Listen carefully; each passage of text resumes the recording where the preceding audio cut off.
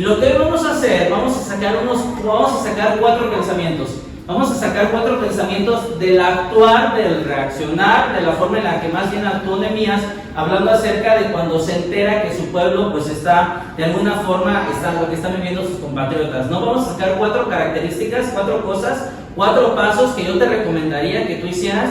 Y esto no solo sirve para ti. Yo te lo recomendaría que también lo puedes aplicar también en tu trabajo, o en la oficina, o como dice Vitacilina, o en tu casa, o en cualquier lado, ¿no? El comercial de Vitacilina. Todos en algún momento de nuestra vida hemos descubierto algo que de alguna forma nos pesa, nos molesta. No sé si estás de acuerdo conmigo. Lo que vimos la semana pasada es que todos en algún momento, parte del propósito de Dios en nuestras vidas es que encontramos algo que nos inquieta, que nos molesta, alguna injusticia, alguna situación social que está pasando y que de alguna forma nos incomoda, y eso de alguna forma refleja un poquito nuestro llamado, y que de alguna forma como que Dios nos llama a buscar suplir esa necesidad. Para algunos podemos llamarlo como esta carga divina, a lo mejor lo podemos llamar así, que tenemos una carga divina por ciertas cosas que vemos a nuestro alrededor, tal vez en nuestra familia, tal vez en nuestra colonia, yo no sé en dónde sea, pero de alguna forma encontramos esta carga divina que te inquieta de parte de Dios y te conmueve de manera significativa, y de alguna forma te lleva a dar pasos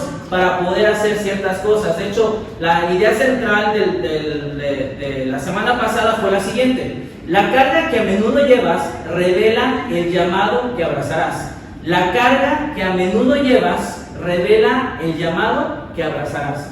Muchas ocasiones nos damos cuenta que ciertos momentos o ciertas circunstancias, ciertas situaciones, de alguna forma nos mueven a hacer ciertas cosas. Esta carga te llevará a que tú busques hacer la diferencia en la vida de cierta persona, o de cierta familia, o de cierto grupo de personas. Si nosotros no hemos encontrado hoy por hoy una carga que nos mueva a hacer algo, yo te recomendaría que pusieras guardia, porque entonces tal vez estamos viviendo de manera muy corta, te lo voy a decir así, de manera muy simple, solamente para nosotros mismos.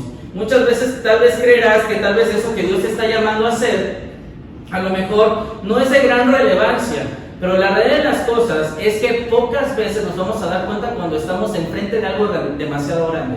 Dios es así, la verdad es que nunca nos vamos a dar cuenta cuando estamos al frente de algo muy grande. Dios no nos lo va revelando así, también lo decíamos la semana pasada. El título del mensaje del día de hoy es: hacer el trabajo marca la diferencia. Hacer el trabajo marca la diferencia. Para darte un poquito del contexto en donde estamos, en el año 587, Nabucodonosor, que era el rey de Babilonia, se le ocurrió ir a invadir al pueblo de Judá, al pueblo de Israel, al pueblo de Jerusalén. Entonces, cuando va para allá, él destruye prácticamente todo, lo invade y definitivamente destruye por completo la ciudad, el estilo de vida, la cultura, los valores, el templo, y se llevaron cautivo básicamente a todo el pueblo. Y un poquito nos habla eso el libro de Daniel, pero el día de hoy no lo vamos a estar revisando. Algunas décadas después, cierto sector de ese pueblo que fue cautivo por parte de Nabucodonosor fue liberado para que regresara a la ciudad, para que pudiera reconstruir. Entonces pon esta escena en tu mente. Este pueblo regresa a Judá para poder reconstruir, pero solamente había ruinas. Era todo lo que había ruinas. Cuando llegaron no había trabajo, no había una estructura económica. No estaba la señora de la esquina que tú siempre habías visto que estaba ahí sentada fuera de su casa, esa tampoco ya no estaba, ya no había, prácticamente todo el pueblo estaba en ruinas. Intentaron reconstruir, pero no pudieron. La realidad es que no pudieron reconstruir, pasaron muchos años, y un hombre que estaba a 1600 kilómetros de distancia, según algunos teólogos lo mencionan así, que era Nehemías, se quedó enganchado con la situación que estaba viviendo su pueblo.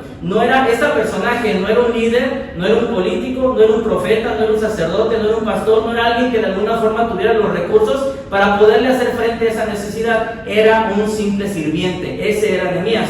Todo lo que tenía Nehemías era una pasión ordenada por Dios y una carga ordenada por Dios para poder hacer algo con esa situación que estaban viviendo cada uno de sus compatriotas. No sé si a lo mejor hay alguien acá que de alguna forma ya tiene hoy por hoy o ha descubierto cuál es la pasión que tiene en su corazón, y que de alguna forma eso lo mueve o lo lleva a buscar hacer a ciertas cosas, que te ponen en pie y decir, ¿sabes qué? Yo quiero hacer algo con esa situación. No me gusta, me incomoda lo que está pasando.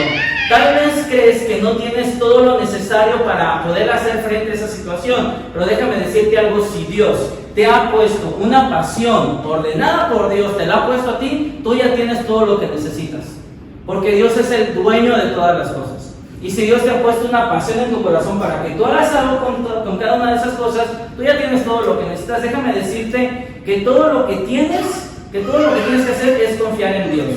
Dios no llama, escucha esta frase, Dios no llama a los calificados, Dios califica a los llamados. Dios no llama a los calificados, sino que Dios califica a los llamados.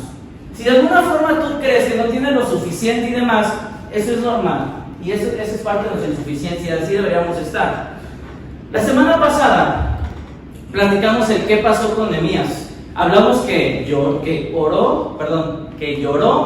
oró y se puso en pie. Básicamente eso fue lo del capítulo 1. ¿Qué fue lo que después de que Nehemías se entera de que las personas, de que su pueblo estaba a 1600 kilómetros de distancia, le estaba pasando mal? Las tres cosas que hizo Nehemías fue que oró, le movió en su corazón. Algunas personas tienen el corazón bien duro y hay cosas que ni siquiera les duelen, pero también oró, se depositó en Dios para poder hacer las cosas y después se puso en pie. Lo que hoy vamos a hacer es que quiero darte estos 4 pensamientos, que fue el cómo hizo la obra.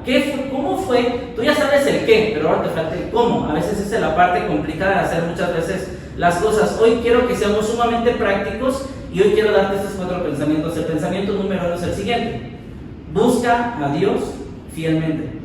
Busca a Dios fielmente.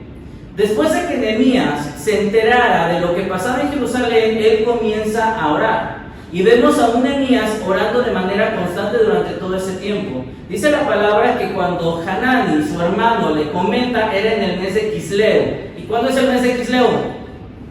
Noviembre, diciembre más o menos. Y entonces dice que en el mes de Nisan, no es la marca de carro, sino esta es con una sola S. En el mes de Nisan, dice que él estuvo orando desde el mes de Quisleu hasta el mes de Nisan, es decir, aproximadamente 4 meses estuvo orando Nehemías por esta situación. Durante todo este tiempo, Nehemías estuvo orando, estuvo ayunando, estuvo con una carga en su corazón. Durante todos esos meses eso fue básicamente lo que estuvo haciendo Nehemías. Ahora, un jefe que tenía hace unos años, o bueno, ya hace muchos años, cuando recién entré a la compañía donde trabajo actualmente, él fue mi primer jefe. Y él me dijo: Josué, a mí no me traigas problemas, tráeme soluciones. Y esa frase se me quedó súper grabada y al día de hoy yo todavía la uso, ¿no? A mí no me traigas problemas, tráeme soluciones. Lo que tenía que hacer Nehemías con su rey era darle soluciones, era quitarle cargas. Era un sirviente de su rey. En aquel tiempo, si de alguna forma nadie quería darle una mala noticia a algún rey, porque a veces los reyes en aquel tiempo eran demasiado iracundos, eran demasiado irascibles, eran demasiado reactivos, no pensaban las cosas, y a la persona que muchas veces le daba una mala noticia era contra el que se iba, ¿no? Y cuello, ¿no? Como decía el chinito, ¿no? Copelas o cuello. Bueno, a este cuate Nehemías decía: yo no quiero dar una carga más a mi rey. El trabajo del copero era quitarle peso a su rey. Y lo que dice Nehemías capítulo 2, comienza así en el libro de Nehemías, dice capítulo 2, verso 1. Un día, en el mes de Nisan, marzo-abril más o menos, en el año 20 del reinado de Artajerjes, al ofrecerle vino al rey, como él nunca me había visto, ¿cómo? Triste. Artajerjes nunca había visto a Nehemías triste, siempre lo había visto con una sonrisa, sirviéndole. Dice el verso 2 de la siguiente forma: me preguntó: ¿por qué estás triste? No me parece que estés enfermo, así que debe haber algo que te está causando dolor. Y yo sentí mucho miedo. Ya se ha andado orinando en el mesero, ¿no? Lo que estaba pasando en este punto es que tú puedes ver que de alguna forma hay una cercanía de Artajerjes con Nehemías, porque Artajerjes dice: yo te conozco. Esto que tú tienes no es porque estés enfermo, algo hay en tu corazón, algo pasa ahí.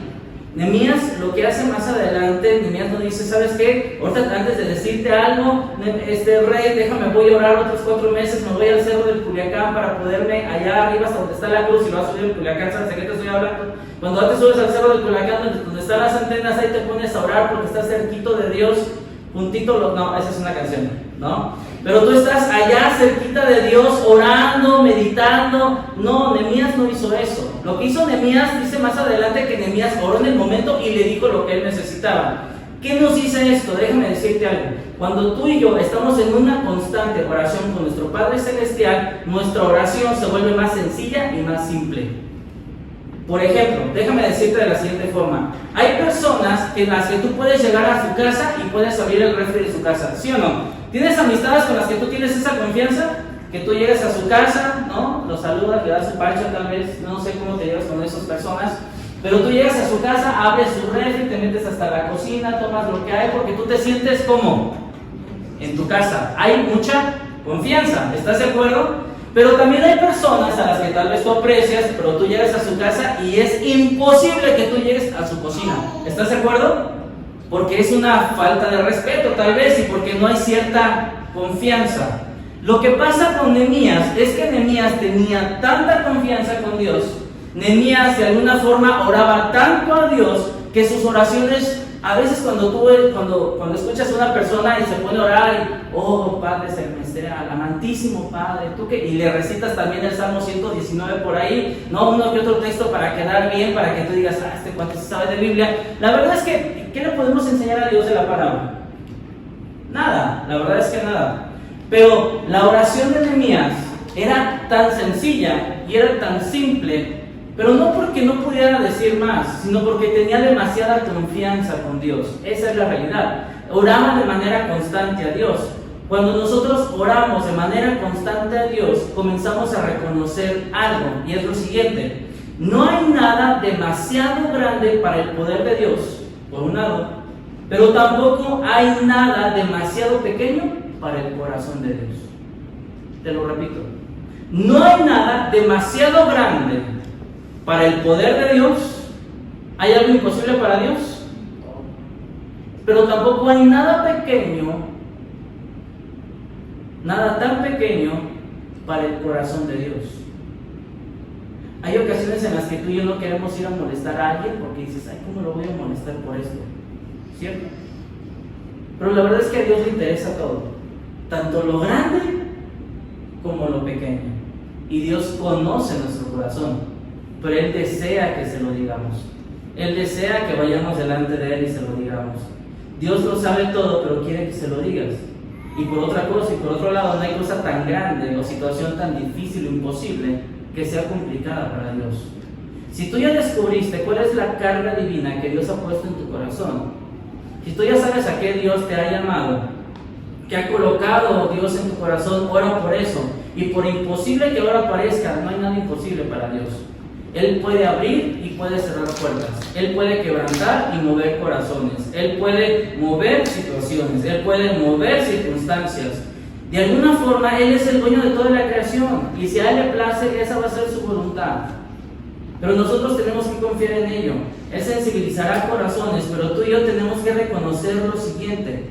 Tú y yo, si tú tienes una carga divina, tú y yo tenemos que reconocer lo siguiente: si la oración no es necesaria para tu visión, no estás pensando lo suficientemente grande. Si la oración no es necesaria para tu meta no es demasiado grande.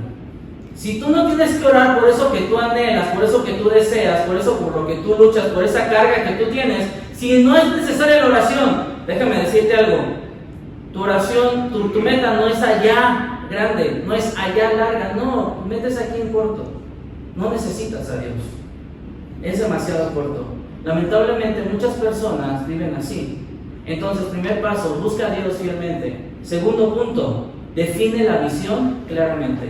Define la visión claramente. Primero, buscas a Dios fielmente. Segundo, defines la visión claramente. Y el problema de muchas personas es es que tal vez no les falte disciplina, tal vez no que les falte recurso, pero les falta claridad en las cosas. Ese es el problema de muchas personas. Les falta claridad de las cosas, no somos capaces de definir claramente qué es lo que queremos. A lo mejor tú estás en una relación y, bueno, ¿qué quieres? Y la otra persona no sabe ni qué contestar. ¿Sabes por qué? Porque no tiene claro qué es lo que desea, porque no tiene claro qué es lo que anhela. Ese es el problema de muchas personas, no saben qué quieren, no tienen claramente cuál es su visión. Hay muchas personas que son aprendiz de todo y maestro de nada, ¿no? Aprendiz de todo, le sabe, yo también le sé. Estás platicando de alguien y esa persona dice, yo también un día. Oye, hay una persona que conozco que una vez estamos platicando de básquet, sí, es que yo también fui basquetbolista. Y luego hablamos de visto, es que yo también fui beisbolista. Y luego fútbol, es que yo también fui futbolista.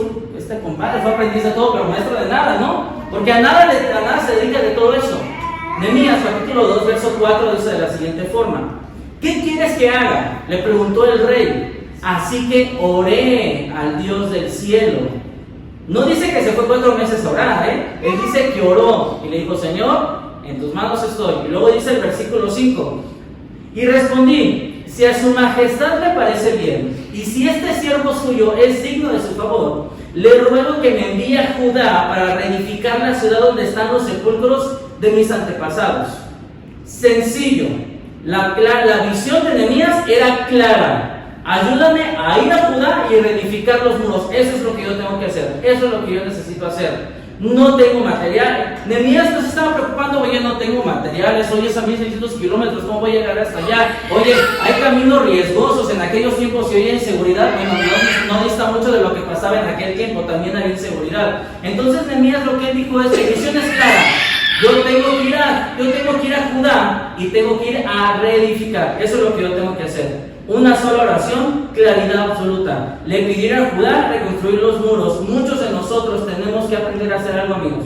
Tenemos que aprender a definir con claridad cuál es nuestra meta, cuál es nuestra visión. Eso es lo que tenemos que aprender a hacer. Te voy a decir el problema de muchos. Es que no saben qué es lo que quieren. Hay tantas personas que tienen 40, 50, 60 años que no saben qué es lo que quieren, porque no tienen clara cuál es su visión.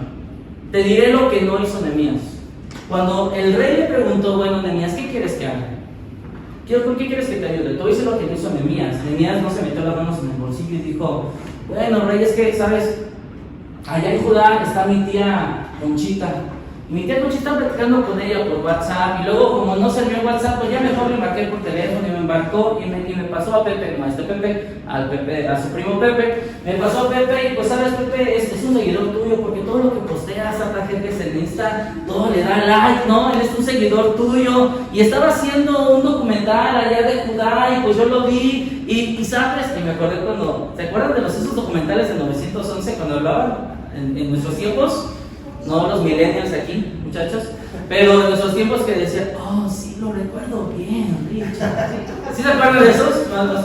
Me imagino que Nehemías no hizo eso. Nehemías dijo, sí, lo recuerdo bien, para creer que es ese pueblo. No hizo eso. Nehemías no le dio vuelta al asunto. Nehemías no hizo nada de eso, sino que lo que hizo Nehemías fue decirle, necesito ir a Judá y yo necesito ir a reconstruir. Sencillo, no más vueltas, no más rodeos, pero lamentablemente para la mayoría de las personas no es la falta de una carga divina su problema, sino es la falta de claridad en sus vidas. Ese es el problema en la vida de muchas personas.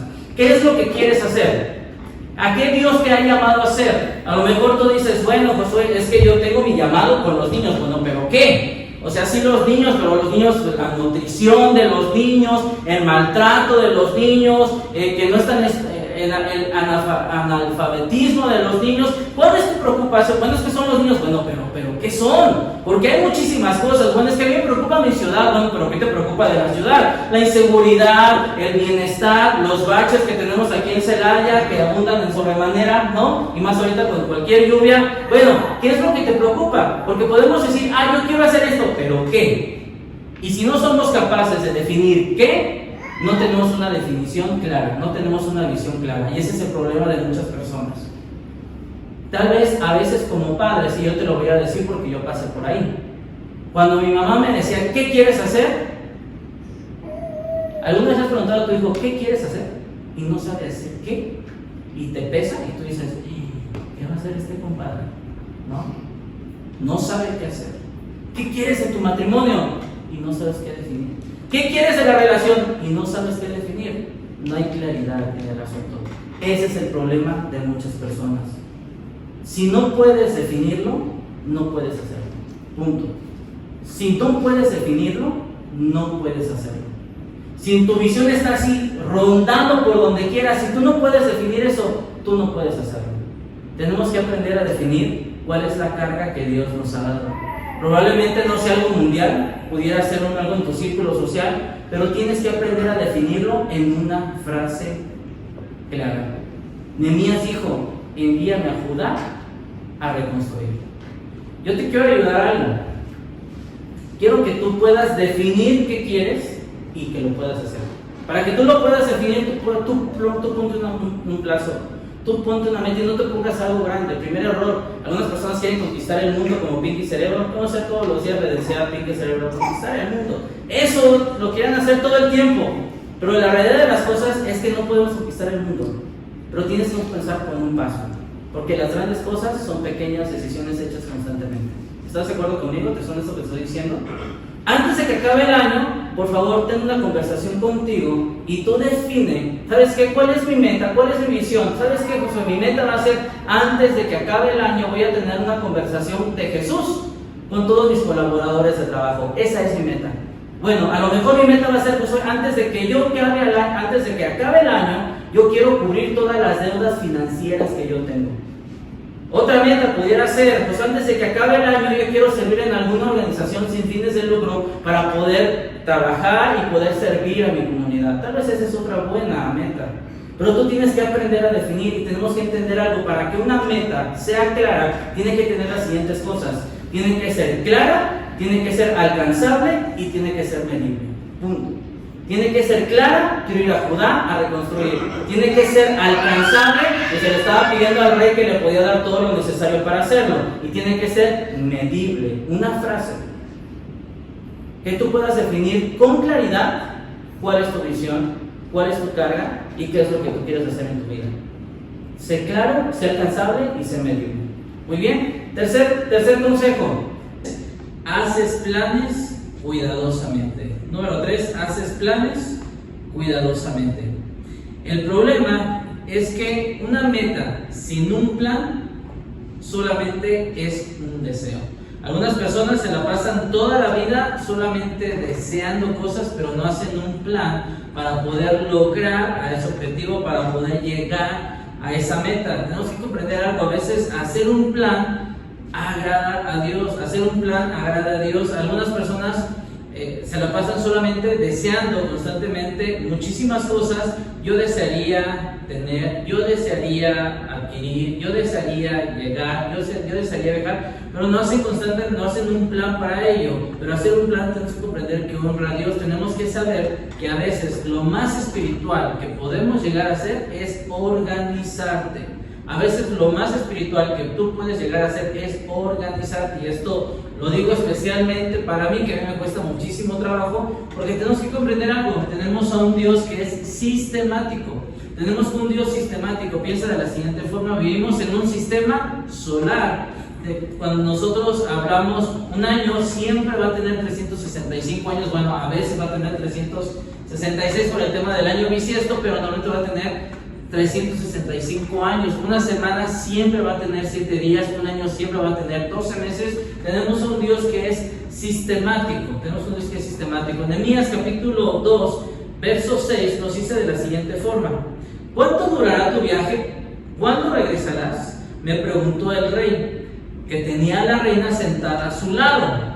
Por cierto, cuando tú tienes a la reina o a tu reina sentada a tu lado y ella dijo ya algo, tomó una decisión, tú solamente tienes que asentir, tú solamente tienes que decir sí a lo que ella dijo, y tú después sé feliz solamente, ¿no? Pero luego dice más adelante: en cuanto propuse el plazo, el rey aceptó enviarme. Verso 7 dice también de la siguiente forma: entonces añadí, si al rey le parece bien, ruego a usted que envíe cartas a los gobernadores del oeste del río Éufrates para que me den vía libre y yo pueda llegar a Judá. Y el verso 8 dice de la siguiente forma: y por favor, ordene a su guardabosques Asaf que me dé madera para reparar las puertas de la ciudad que están junto al templo, la muralla de la ciudad y la casa donde he de vivir. El rey accedió a mi petición porque Dios estaba actuando a mi favor. Ahora, lo que está pasando con Nehemías es que Nehemías fue muy claro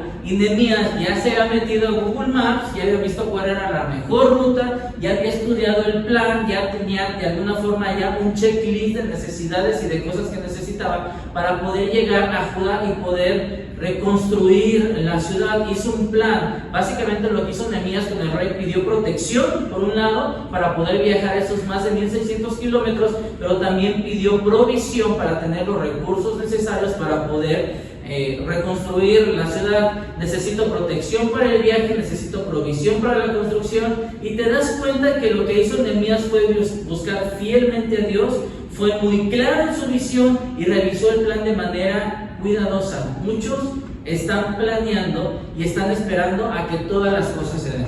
Están esperando a que todos los planetas se alineen para poder ejecutar, para poder hacer, para poder llevar un plan a cabo. Son perfeccionistas y están buscando la perfección en su plan. Ahora, yo te preguntaba hace un momento, ¿cuántos de los que ya estamos acá somos perfeccionistas? A muchos nos gusta tener todas las cosas en control. Nos gusta que todas las cosas, saber qué está pasando exactamente con todas las cosas, pero déjame decirte algo, nunca estamos en control. Nunca vamos a tener el control de todas las cosas. Siempre va a haber algo que se nos va a salir. Siempre hay una arista que no vamos a poder cuidar. ¿Por qué? Porque no somos omniscientes, porque no somos omnipotentes y no somos omnipresentes. Solamente Dios mismo. De alguna forma tenemos que entender que si estamos planeando y estamos esperando a que todas las cosas, todos los factores, todas las personas, todas las condiciones, todas las circunstancias se den para poder ejecutar un plan, nunca va a suceder. Nunca vamos a tener el plan perfecto. No tenemos que esperar a que todos los planetas se alineen y que el horóscopo amanezca y diga, el día de hoy tú tienes que dar ese paso de fe para que puedas ejecutar. Déjame decirte algo, es mejor ejecutar un buen plan con pasión que ejecutar un perfecto plan meses después, pero sin pasión. A veces lo mejor es poner en movimiento lo más pronto posible la pelota en juego. Te lo he dicho ya en otras ocasiones y lo hemos platicado en algunos amigos. En esta iglesia tengo que decirte algo, no tenemos todas las respuestas. No te puedo decir qué va a pasar el día de mañana, no tenemos una bola de cristal en donde ya va a pasar, en donde yo te voy a decir qué es lo que va a suceder en los próximos años. Pero estamos caminando juntos, haciendo un buen plan, pensando, analizando, orando y yendo hacia adelante, tratando de hacer las cosas lo mejor posible. Uno de los valores que de hecho en esta iglesia tenemos es hacer todo lo necesario para acercar el evangelio a las personas siempre y cuando no sea pecado. Tenemos que hacer todo lo necesario para acercar el evangelio a las personas siempre y cuando no sea pecado. Nuestro plan es hacer lo correcto. Eso se trata. Ese es nuestro plan, hacer lo correcto. ¿Por qué? Porque creemos algo, y es la siguiente frase que viene acá. El éxito no está en obtener un logro en el futuro, sino en ser fieles con lo correcto. Te lo repito. El éxito no está en obtener un logro en el futuro. Tú puedes obtener logros a costa de personas. Tú puedes obtener logros no en las mejores condiciones. Tú puedes obtener logros pisoteando tal vez ciertas personas, y no se trata de eso. El éxito se trata en ser fieles haciendo lo correcto. Si tú vas a buscar un logro a costa de lo que sea, cuidado. Tenemos que hacer lo correcto. Aunque tal vez el logro no llegue, pero hagamos las cosas bien. Seamos correctos, seamos honestos, seamos leales, seamos fieles, seamos disciplinados, hagamos lo correcto. Ese va a ser nuestro éxito, no los logros, porque los logros se pueden disipar con los errores. Ten cuidado, ten cuidado. Pablo lo decía en la primera carta de los Corintios capítulo 9, a los judíos dice judío, a los gentiles dice gentiles, porque decía, a los judíos dice judío, que yo no estaba bajo la ley, a los gentiles me dice gentiles como hombres sin ley, a los débiles me dice débiles, todo a fin de salvar al mayor grupo de personas para Cristo. Eso fue lo que hizo Pablo. ¿Cómo vamos a lograr hacer esto? Primero, ¿cómo logras tu meta? Busca a Dios, aclara tu visión y ten un plan. ¿Ok? 3 cosas. El primero, ¿cuál es? Busca a Dios fielmente. Segundo, aclara tu visión. El tercero, ten un plan. Muy bien. Y el cuarto es inspira apasionadamente a las personas. Inspira apasionadamente a las personas. Sería interesante decir este punto la siguiente semana cuando hablemos de oposición, porque no siempre tenemos pasión en nuestro corazón. Esa es una realidad. No siempre tenemos ganas de hacer las cosas. No nos levantamos todos los lunes vueltos locos diciendo, voy a ir a trabajar. La verdad que no. Tú dices, tengo que ir a trabajar, tengo que ir a aguantar a cierta persona, tengo que ir a hacer este reporte, tengo que enfrentar esta situación. A veces podemos estar desanimados, a veces podemos sentir que Dios no está con nosotros, a veces podemos equivocarnos y decir que entonces ya no contamos con el favor de Dios. A veces nos distrajimos o podemos llegar a decir, oye, la misión es demasiado grande, la tarea es demasiado grande como para enfrentarla, o simplemente estás cansado. Simplemente hay días que tú dices, hoy no quiero hacer las cosas. Si a ti te pasa, a mí me pasa. La verdad, honestamente me pasa. Y Nehemías yo sé que también pasó por esto. ¿Qué haces cuando estás ahí? Cuando estás cansado, cuando estás agotado, cuando estás desanimado, cuando no tienes pasión, pero tú tienes que buscar animar a las personas. ¿Qué es lo que haces ahí? Bien sencillo. Te pones en pie, tomas la poca fe que tienes y te agarras del curso y le sigues para adelante. Eso es lo que tenemos que hacer. Te pones en pie, tomas la poca fe que tienes y se la entregas a Dios. Y que Dios nos ayude a caminar hacia adelante. Nehemías capítulo 2, verso 17 dijo así: por eso les dije, ya Nehemías está en el pueblo, por eso les dije, ustedes son testigos de nuestra desgracia. Nehemías no quiso ocultar la basura abajo de la alfombra como cuando va tu suegra a visitarte, ¿no? Que tú vas a decir, ay, que no vaya a decir algo, ¿verdad? Le tienes miedo a tu suegra. Pero la verdad es que lo que hizo Nehemías, dijo, ustedes son testigos de nuestra desgracia. Jerusalén está en ruinas y sus puertas han sido consumidas por el fuego. Entonces dice, vamos, anímense, reconstruyamos la muralla de Jerusalén para que ya nadie se burle de nosotros. Nehemías no quiso ocultar las cosas, quiso enfrentarnos al pueblo con su realidad. Y amigos, tenemos que entender algo y tenemos que comprender algo. Las cosas no son sencillas, es verdad. Las cosas no son fáciles, es verdad. La vida es complicada y es difícil, y a veces la persona que tienes a tu lado lo hace más difícil. Sí, es verdad, a veces. Pero tienes que entender algo. Dios está con nosotros. Déjame lo repito. Dios está con nosotros. Déjame te lo personalizo. Dios está contigo. Dios no ha acabado contigo. Dios continúa ahí. Dios sigue disponible para ti. Inspiremos a las personas que nos rodean. ¿Y cómo vamos a inspirar a las personas a nuestro alrededor? Muéstrales la vida que Dios te da.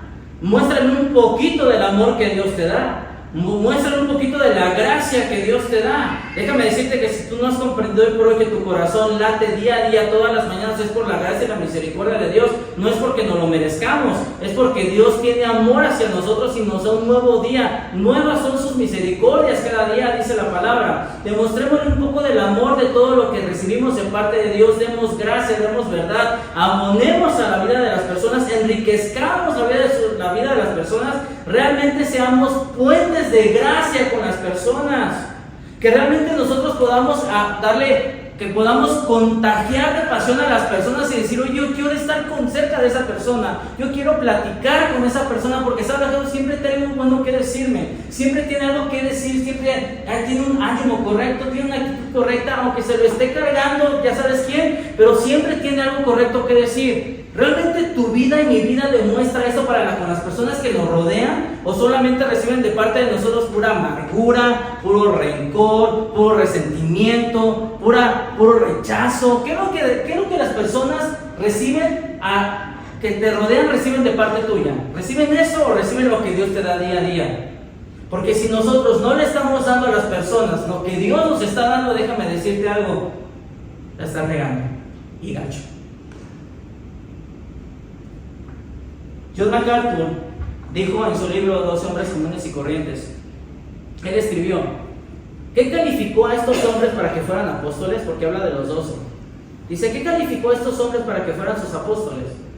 Él escribe, obviamente no fue ninguna capacidad intrínseca o un talento propio que fuera extraordinario.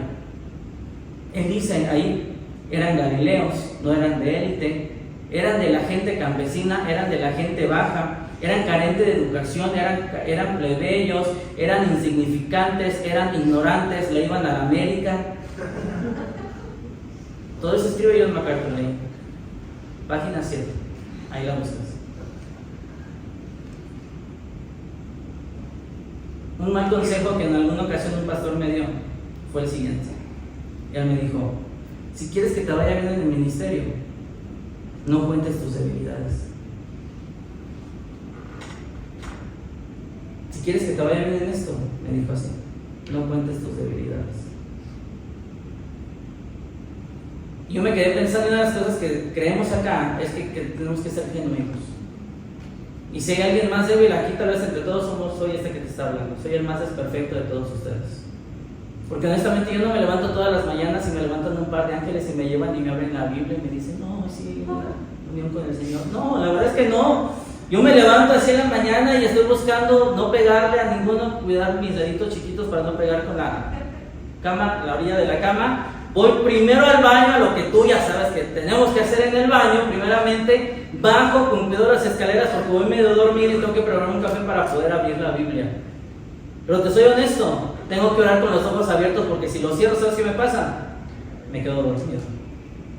Honestamente hay días en los que yo no me quiero levantar y yo me quiero quedar descansando, yo me quiero quedar ahí dormido, yo no quiero leer la Biblia, yo no quiero orar, yo quiero quedarme dormido, quiero un par de horas de sueño más, eso es lo que yo deseo.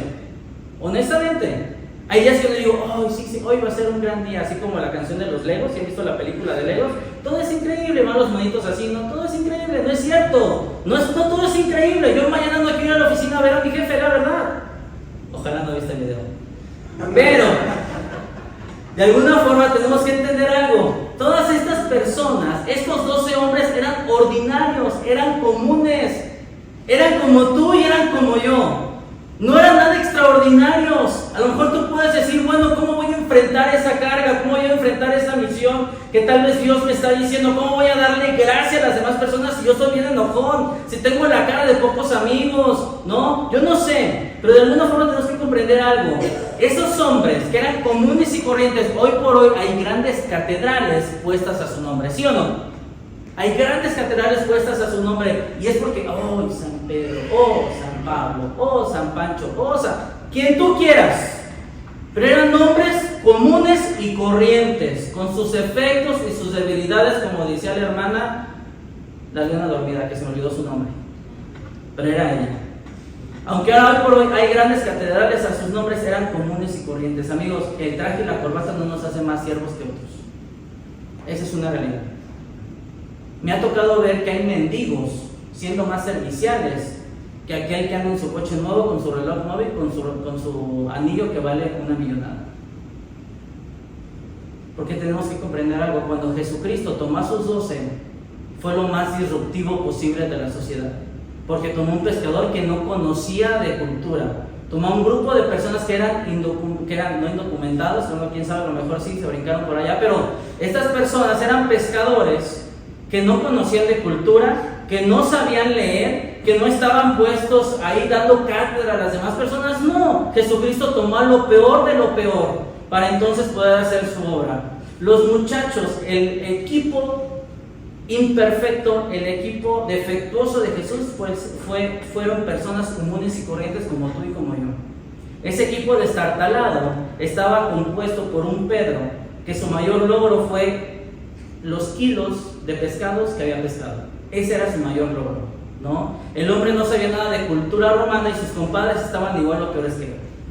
No eran doctos, no traían título de Harvard, no eran ni comprados en Santo Domingo, no.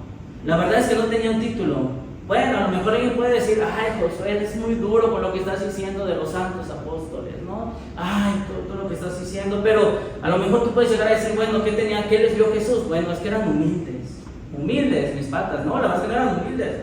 No eran humildes para nada. Estaban peleando entre ellos para ver quién iba a estar sentado uno a su diestra y otro, ¿sí o no?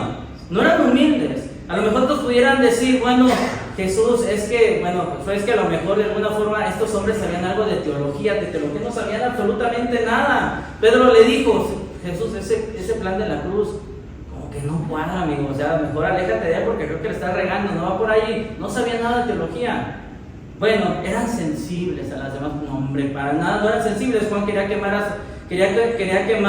a las personas vivas allá en Samaria, eran Bin Laden cualquiera, la verdad es que Juan, no, eran comunes y corrientes, como tú y como yo. Esos eran los hombres que usó Jesús. Eran tipos que eran leales, no, hombre, no eran leales. Cuando Jesús les reclamó y les dijo, no pudiste orar ni conmigo. Y cuando lo capturaron, ¿dónde estaban? Patitas, ¿para qué las quiero? No más vale decir que aquí murió, dijeron ellos. Y se fueron y lo dejaron solos. Jesús estaba más rodeado por sus enemigos que por sus amigos cuando lo capturaron. Eran imprudentes, eran cobardes, eran desleales, mentirosos, convenencieros, iban a Cruz Azul. Ya para cambiar a los de la América, ¿verdad? Pobrecitos. Para que el pastor Héctor no se enoje. Los 12. Tú no sé Cruz Azul, Los 12 eran como el resto de cada uno de nosotros. Fueron seleccionados entre los indignos y los descalificados. Fueron escogidos no porque fueran diferentes, sino porque su transformación en vasos de honra sería por el alfarero y no por ellos mismos. Dios no llama a los calificados, Dios califica a los llamados. Les dijo Jesús que serán testigos en Jerusalén y Judea y Samaria hasta el último de la tierra, pero esto mismo que Jesús le dijo a sus discípulos, no le está diciendo a cada uno de nosotros.